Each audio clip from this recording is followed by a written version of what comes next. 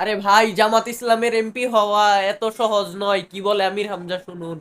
জামাতের কোন রকম হয়েছে, কোরআন পড়তে পারে না। আপনি বাংলাদেশ পুরাটা যদি দেখাতে পারেন, আমি ওয়াজ বাদ দিয়ে দেবো। আমি নিজে তো সারা দেশে গেছি, আমার নিজের জেলা থেকেও বলছি। আমার মতো আমির হামজা, আমি হাফেজ, কোরআনের ওপর আমার অনার্স মাস্টার্স করা। আমার রোকন হতে গিয়ে যিনি দায়িত্বে এসেছিলেন ঢাকা থেকে, 120টা প্রশ্ন করেছি। আমার মতো মানুষ 120টা প্রশ্ন, কোরআন কেন্দ্রিক প্রায় 20টা, পরিবার নিয়ে 20টা। এতদিন পর্দার ওয়াজ করেছি, কিন্তু খাস পর্দা কি এটা আমি নিজেও ওভাবে মানতাম না। জামাত ইসলামের কথা আমি এই জন্য বলছি, বাংলাদেশে 73টা সংগঠন আছে, দল আছে। কোন দলে আপনি কাজ করলে জামাত কর্মী মানে সমাজকর্মী, অন্য দলের কোন কর্মী মানে সমাজকর্মী আমি পাইনি।